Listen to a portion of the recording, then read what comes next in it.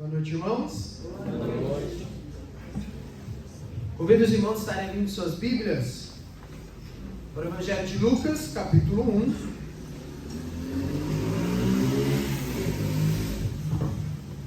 Estaremos dando continuidade à reflexão que estávamos tendo no domingo passado.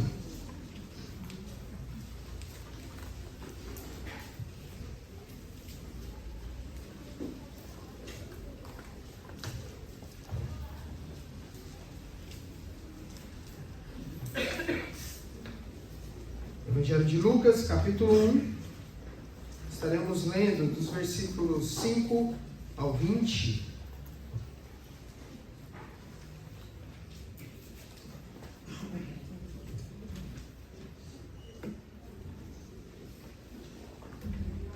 Lucas, capítulo 1, versículos 5 ao 20.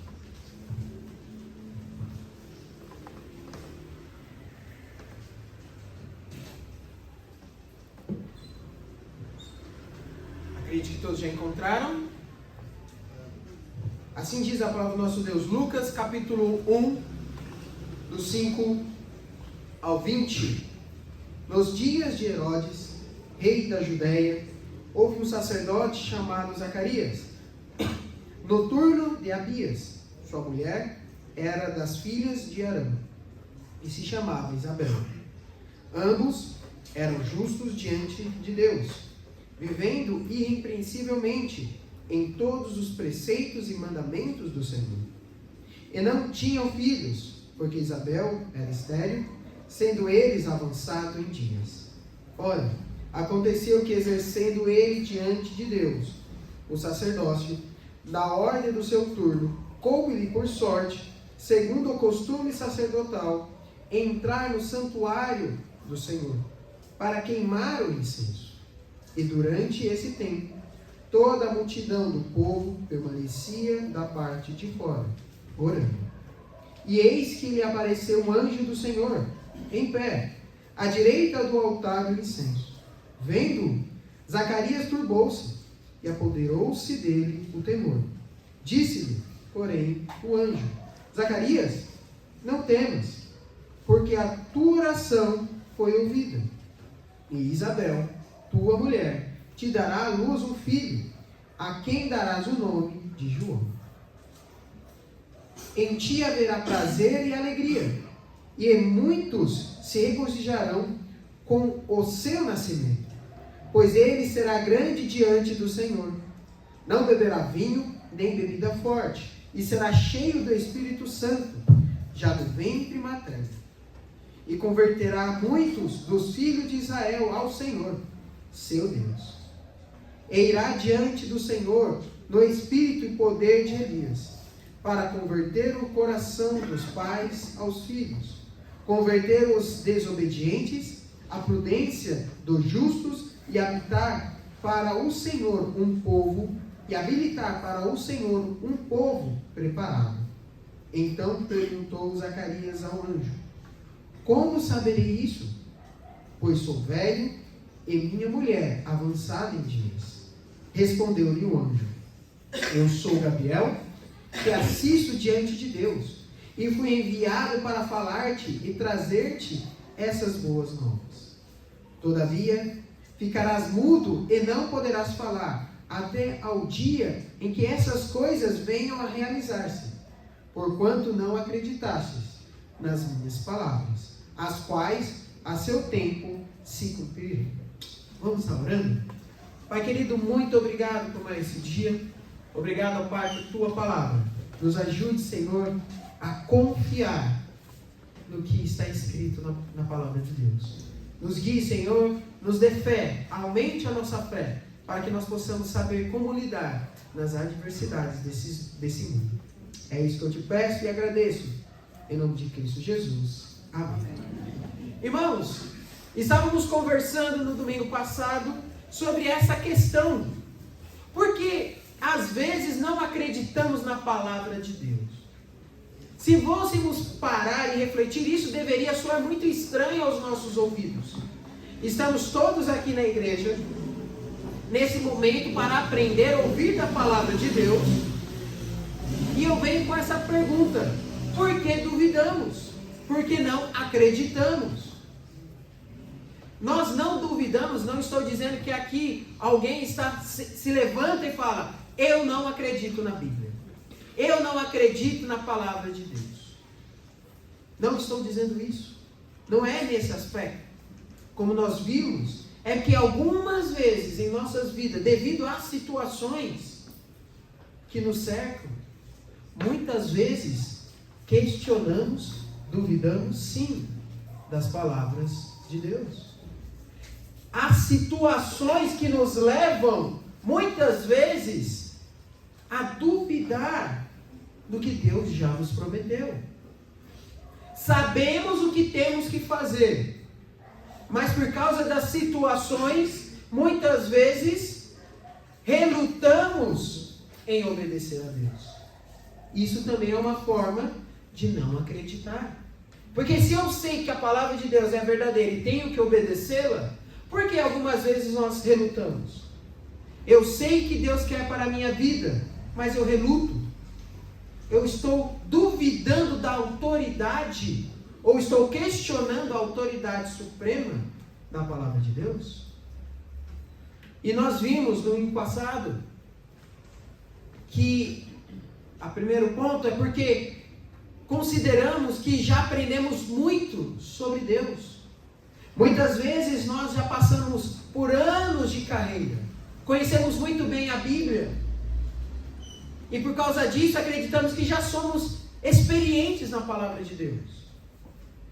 E não nos abrimos para novas experiências.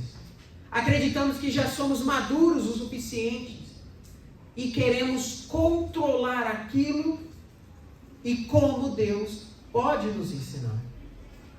E dessa forma perdemos inúmeras oportunidades de aprender com a palavra de Deus. Observamos o tempo que se passou entre Malaquias e Mateus, mostrando que muitas vezes o tempo sem o contato com a Bíblia, com a revelação de Deus, pode causar.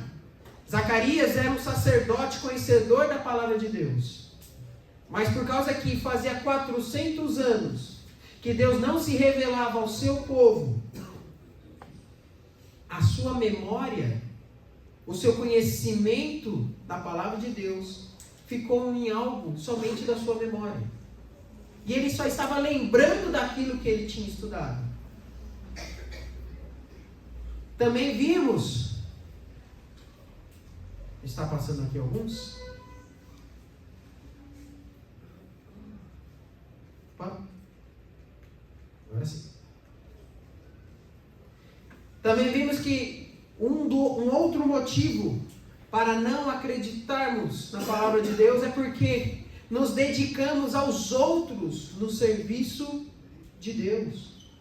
E eu estou dizendo isso é que muitas vezes nós trabalhamos na igreja, servimos a obra de Deus, mas pelos motivos errados. Estamos servindo muitas vezes por causa que nos sentimos cobrados, nos sentimos constrangidos em não fazer algo. E algumas vezes esquecemos, tiramos os olhos de Cristo e esquecemos de olhar para Ele enquanto estamos trabalhando e servindo a Deus. E por causa disso, muitas vezes desanimamos. E quando nós temos uma experiência lendo a palavra de Deus, não iremos acreditar. Porque estamos há tanto tempo só no automático, que a palavra de Deus parece que não tem mais tanto efeito em nossas vidas. Porque nós não estávamos mais olhando para o local certo. Não estávamos olhando para Cristo.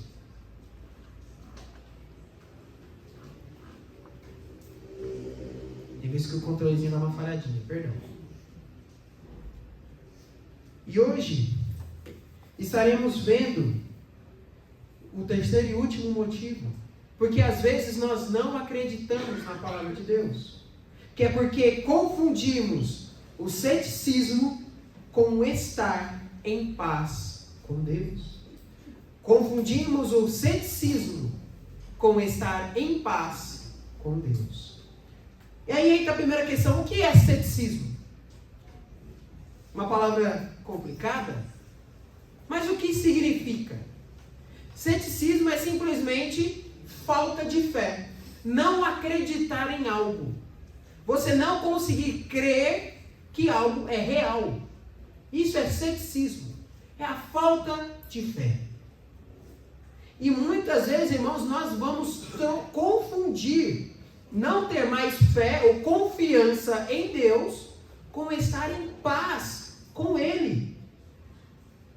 Parece que existe um abismo gigantesco entre esses dois. Você não acreditar no agir de Deus e falar que está em paz com Ele. Mas eu quero mostrar para os irmãos que, na verdade, é uma linha bem fina. Vamos estar aqui observando, vamos estar lendo o versículo 7 e o versículo de 11 a 18 novamente do texto.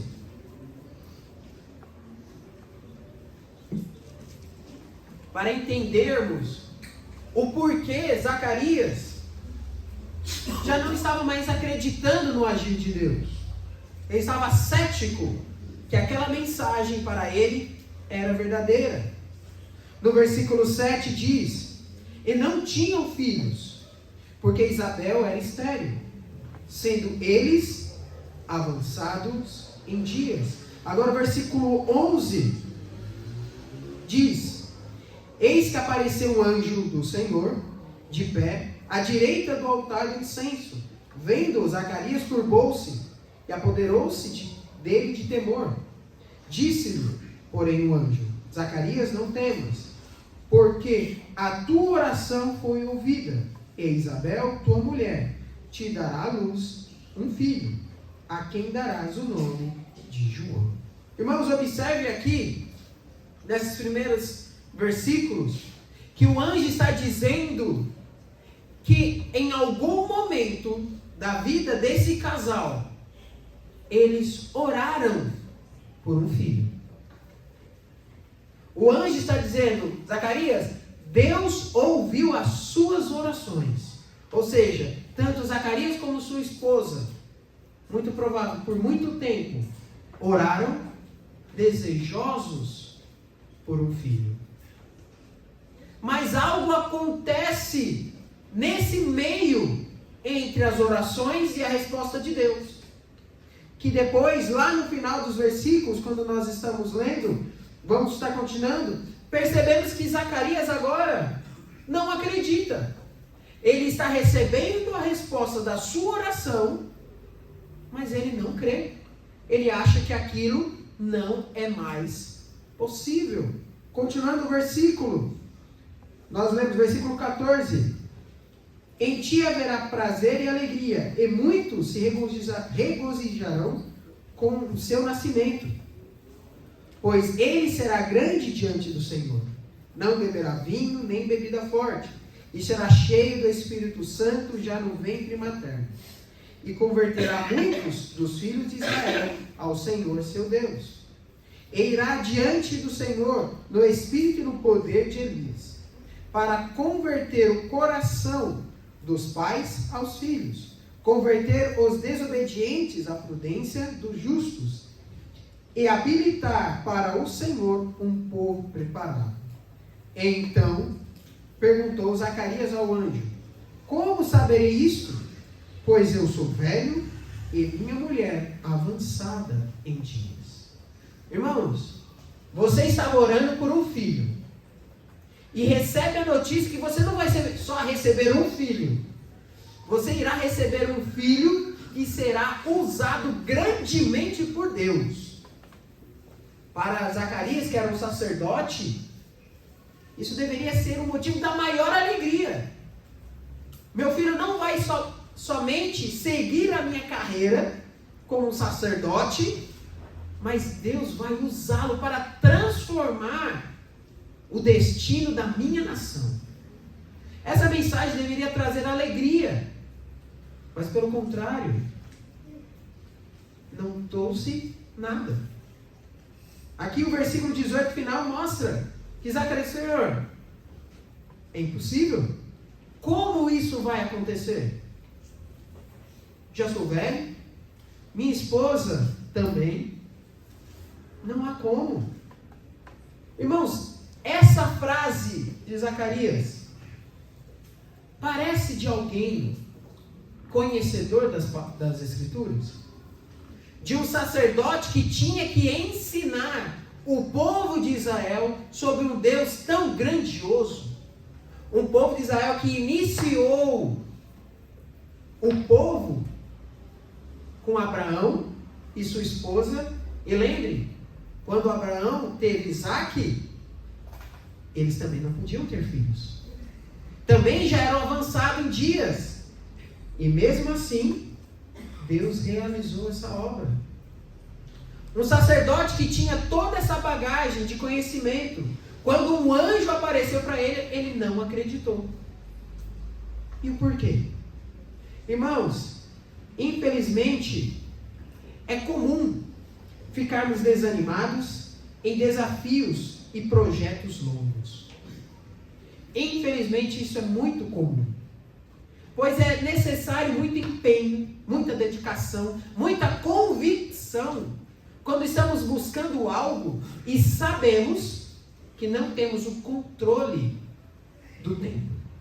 Não podemos determinar, olha, daqui a tanto tempo teremos um resultado. É muito difícil continuarmos firmes, ou quando sabemos que só teremos algum resultado a longo prazo. Vou dar um exemplo. Como é difícil para algumas pessoas, ou para muitos que trabalham por conta, ter que separar um pouco dos seus rendimentos, pensando na aposentadoria lá para frente. É muito difícil. Porque normalmente a pessoa pode pensar, esse dinheiro seria certinho para pagar uma conta. É aquela parcela. Eu acho que se eu deixar de pagar por alguns anos, eu consigo me ajeitar e equilibrar minhas contas. Depois eu corro atrás. Irmãos, somos tentados a ter esse plano. E é normal sermos tentados. Nossa mente criar esses planos. Por quê? A aposentadoria, infelizmente ainda no nosso país, é algo que sempre parece tão longe. E cada vez mais difícil, que a gente acaba caindo nesse erro e falar, será que vale a pena? Eu ficar guardando, pagando, uma coisa que eu nem sei se eu vou conseguir aproveitar? Eu acho que vale a pena pagar uma conta agora. Me tirar a corda do pescoço agora. É difícil. Mas vai passando o tempo, chega a hora de aposentar, e aqueles anos que a gente tirou para tirar a corda do pescoço, vão fazer falta. Já estamos cansados e não conseguimos aposentar. Por quê? Precisamos de 2 aninhos de contribuição para bater a conta. Irmãos, é tão difícil sermos constantes em planos a longo prazo. Muito mais quando vem desafios durante o caminho. Gostaria de contar a história de um missionário conhecido como o pai de missões do futuro. É o pai das missões modernas. O nome desse missionário é William Carey. William Carey era um membro de uma igreja batista dos Estados Unidos. E ele foi chamado já com uma vida já praticamente estabilizada. Ele já tinha a sua empresa, uma sapataria, e ele foi provocado numa mensagem, e ele aceitou o desafio de estudar e se tornar missionário na Índia. Ele era um homem muito estudioso, sempre gostava de estudar, sim, e também muitas línguas. Ele tinha muita facilidade com letras, línguas, e ele começou a estudar e foi para a Índia ser missionário. Chegando lá, ele passou quase 30 anos na Índia. Nesses 30 anos de ministério, aconteceram grandes coisas na vida de William Carey. A primeira delas foi a morte de um dos seus filhos. Logo quando eles chegaram à Índia. Por causa da morte do seu filho, a sua esposa entrou em depressão e veio a falecer. E o William Carey continuou pregando. E durante esses 30 anos, Deus abençoou. Aí nessa hora a gente pensa, 1000 almas se converteram, 1000 pessoas levantaram a mão. Nenhuma pessoa aceitou a Cristo. 30 anos trabalhando no país, à custa da família, à custa da sua saúde, e nenhuma pessoa tinha entregado a sua vida a Cristo. Mas ele continuou trabalhando.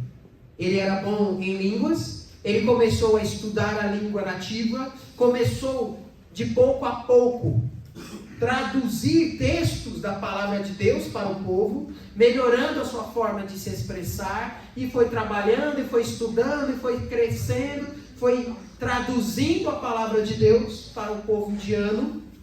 Chegou num certo ponto, a Índia ainda era uma colônia inglesa. Uma pessoa importante da realeza chegou: olha, fiquei sabendo que você é um perito na língua nativa, e nós precisamos da sua ajuda. E a partir daquele momento, o William Carey entrou numa missão de começar uma faculdade na Índia. Ele era mestre nas línguas, porque já conhecia há 30 anos ali estudando, e ele começou a ensinar. E começou com o financiamento, imprimir a palavra de Deus. E ele foi imprimindo a Bíblia já traduzida na língua do povo indiano. E no final da sua vida, William Carey tinha conseguido já traduzir toda a Escritura na língua indiana. E por causa do seu empenho, depois de mais de 30 anos, aquele povo tinha a palavra de Deus toda traduzida. E dali em diante, incontáveis pessoas aceitaram a Cristo ao ter um contato com a Bíblia. 30 anos, a custo de filhos, a vida da esposa, e nenhuma pessoa reconhecendo o seu trabalho, uma pessoa aceitando a Cristo como seu Salvador. Será que nós iríamos continuar, depois de tanto tempo, sem nenhum fruto? Será que nós não iríamos desanimar? Vamos estar pensando aqui num exemplo mais próximo nosso. Nós temos um amado irmão, nosso pastor Gilson, que está iniciando um novo ministério em Tamarana, com muitos desafios. Se nós fôssemos pensar, imagine, irmãos, a dificuldade para uma pessoa, um pastor, uma igreja no interior, comprar um terreno para iniciar um novo projeto, uma nova igreja.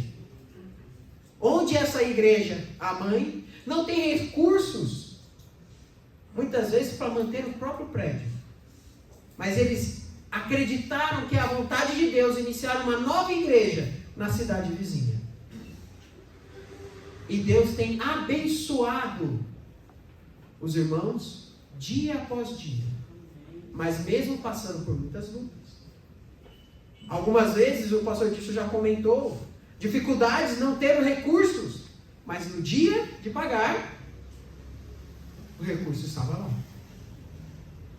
Imagine, a gente já tem as nossas dificuldades, os nossos boletos para pagar, muitas vezes a gente não dorme.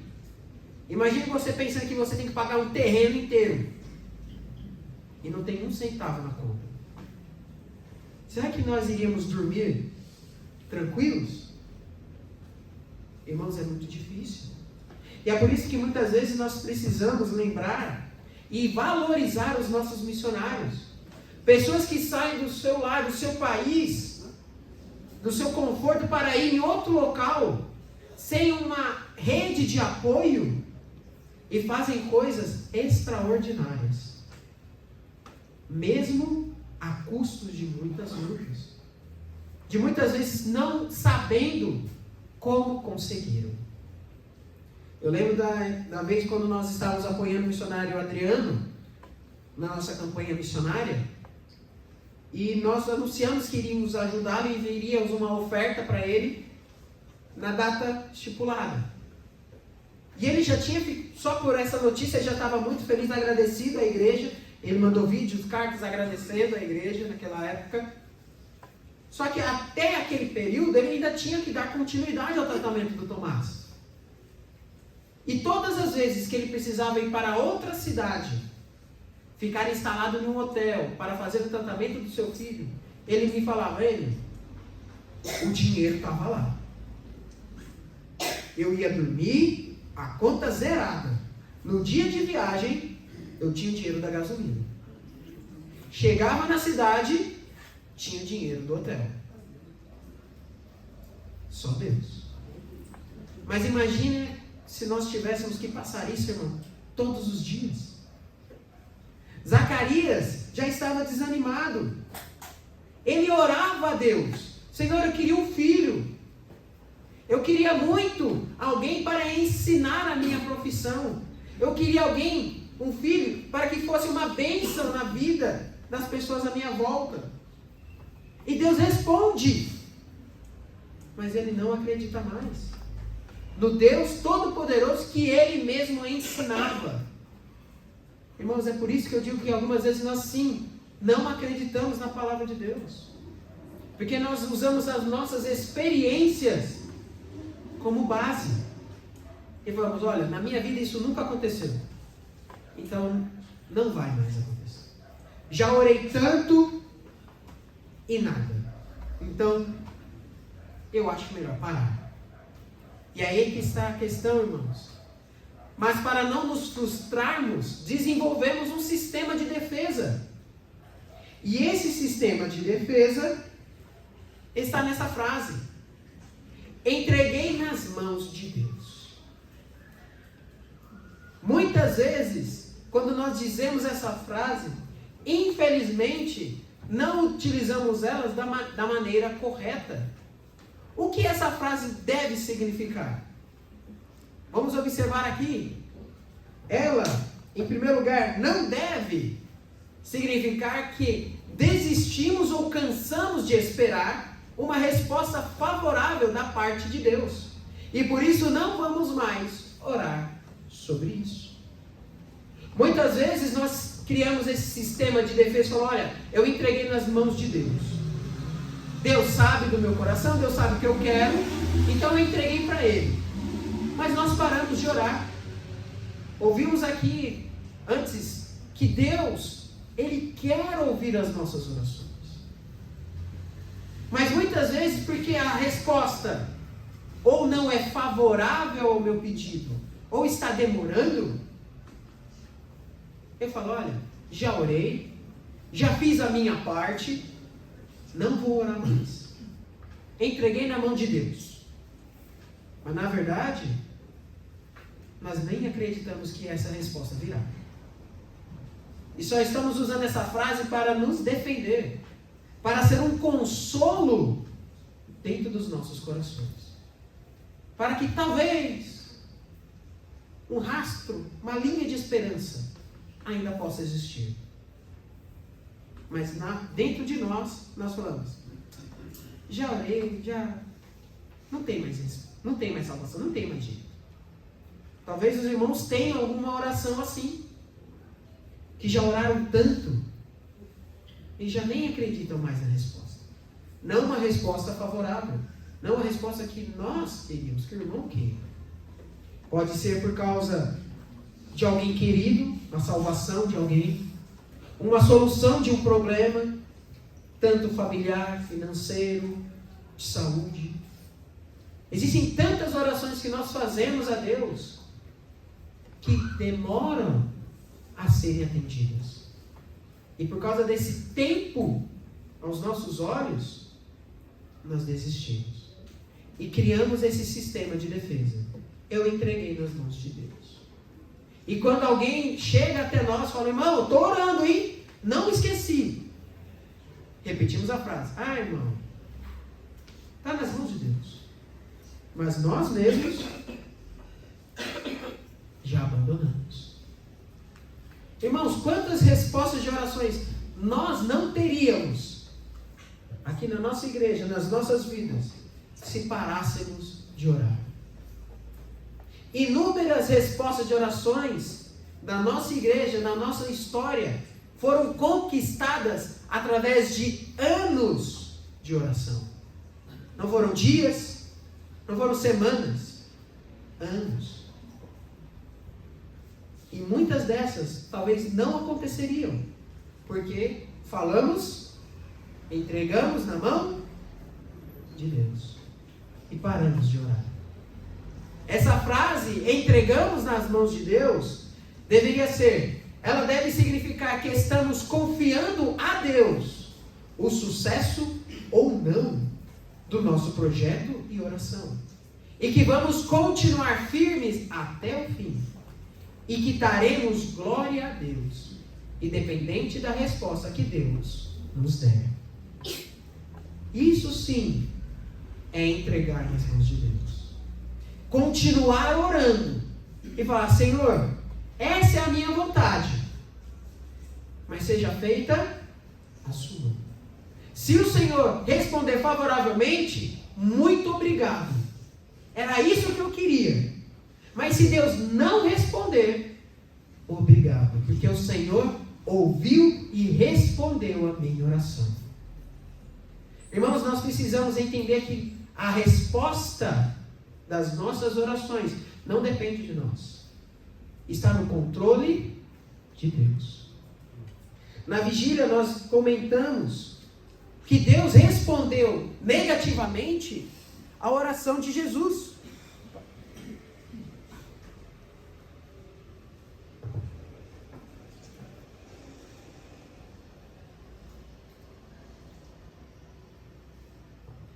Deus respondeu negativamente a oração de Jesus.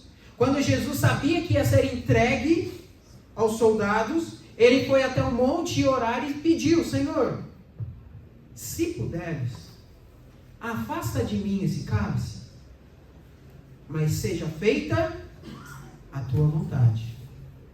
Irmãos, e Deus respondeu. Como?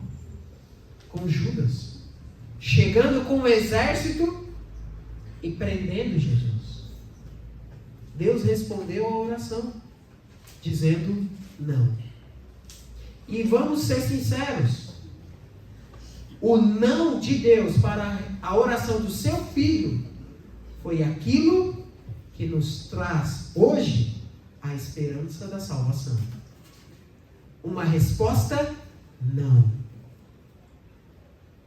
Irmãos, nós temos que entender que Deus sabe o que é melhor para as nossas vidas.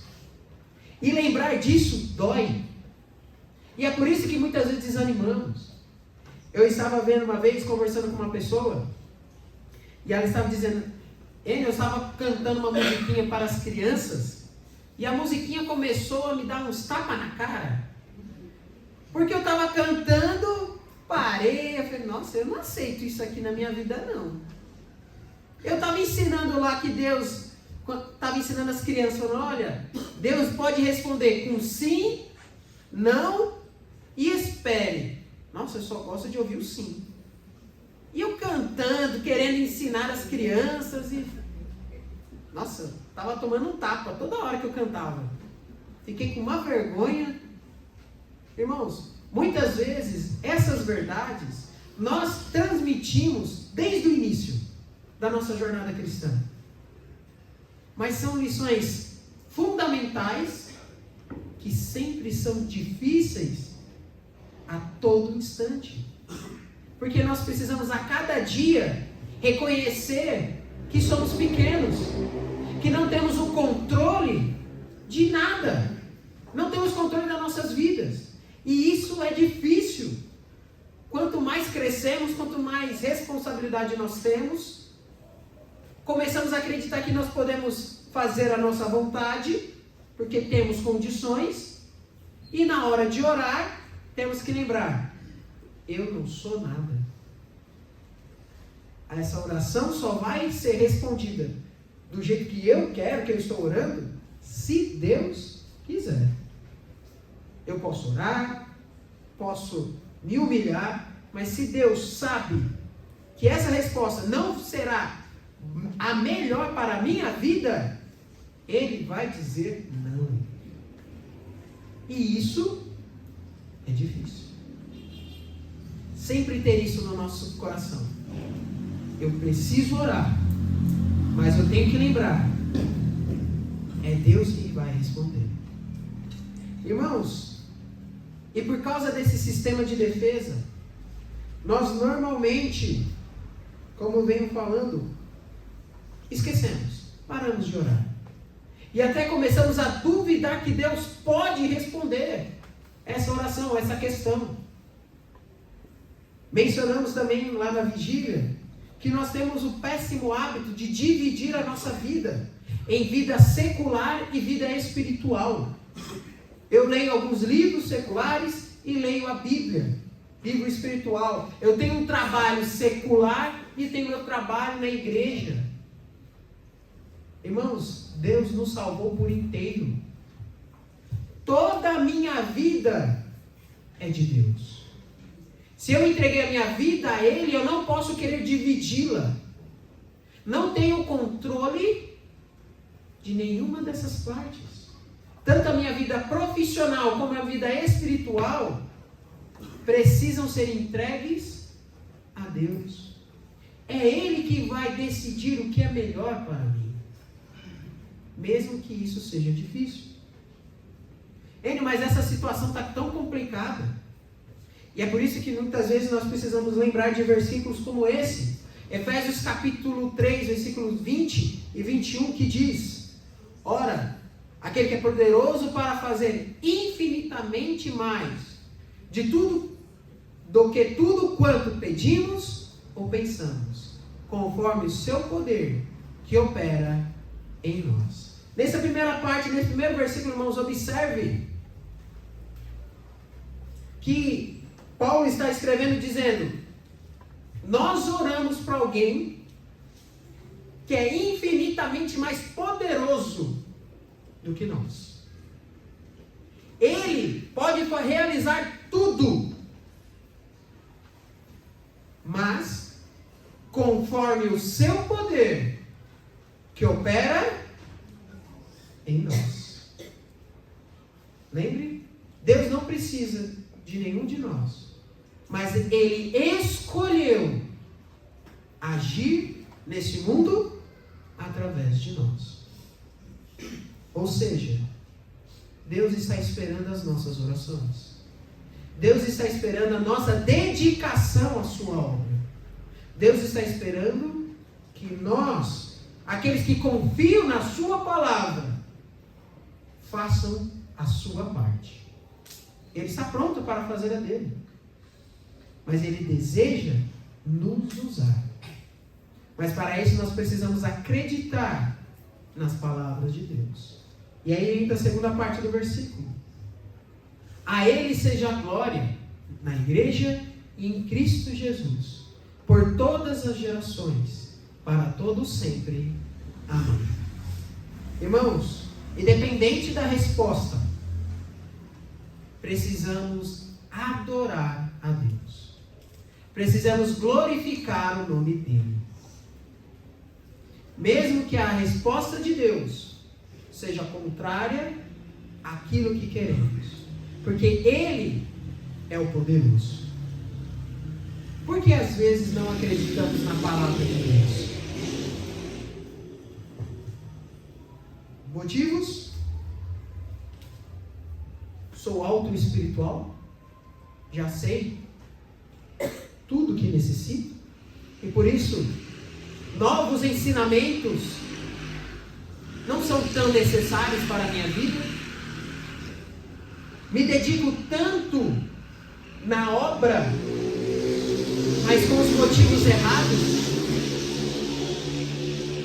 e me foco mais em agradar pessoas do que o próprio Deus, e por isso paro de meditar na palavra, de ouvir aquilo que Ele deseja para mim. E como nós vimos, já estamos cansados e com medo de ficarmos frustrados, e por isso paramos de orar. Qual é o motivo que nós utilizamos, que se encaixa melhor nas nossas vidas, para não acreditar na palavra de Deus? Convido os irmãos a estarem abaixando suas cabeças.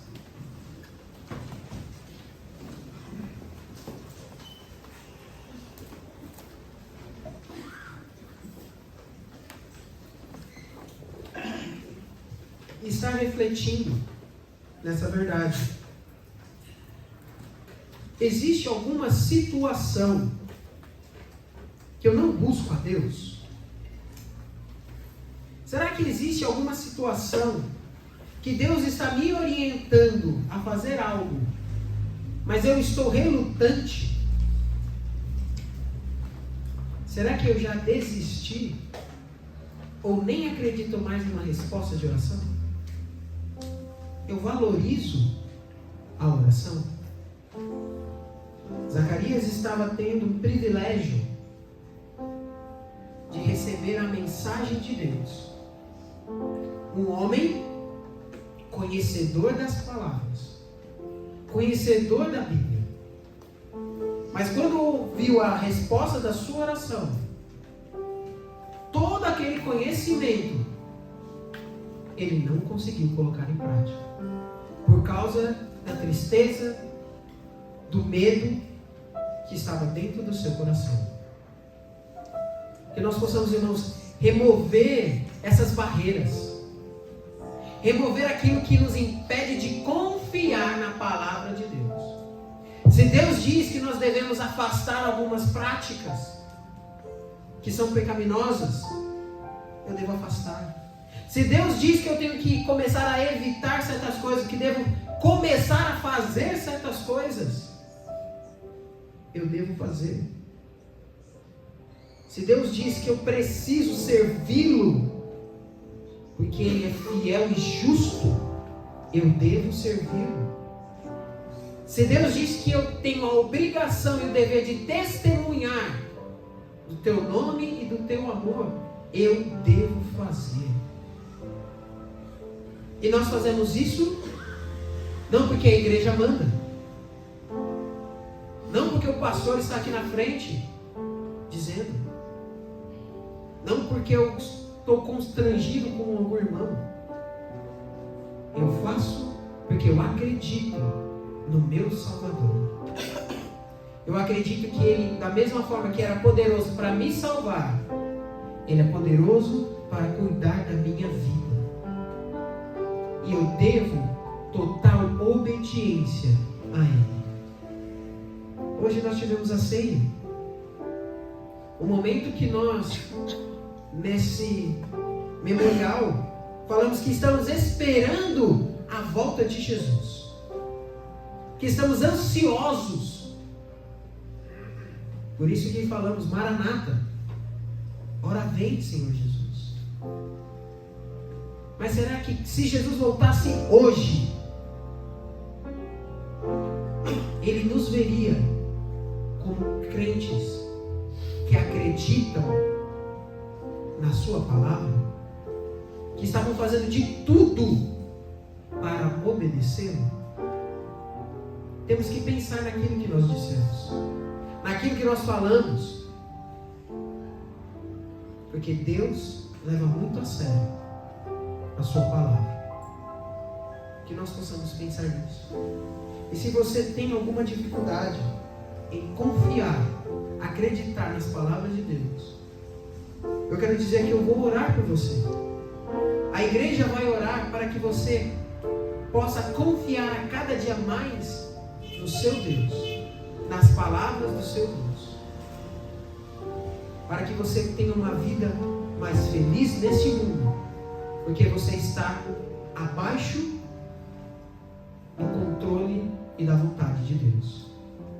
Se tiver alguém aqui que queira pedir essa ajuda, pastor, ore por mim, eu quero confiar em todas as situações na palavra de Deus, independente do que está acontecendo, eu quero confiar. Se tiver alguém, só dê um sinal, eu vou orar por você. Amém. que você possa confiar no que Deus diz para nós. Tem mais alguém? Amém. Santo Eterno Deus, Pai, muito obrigado por mais esse dia, por esse tempo que nós tivemos, ó Deus, de leitura da Tua Palavra. Que nós possamos observar as histórias, os ensinamentos da Tua Palavra e tirar ricas lições para nós.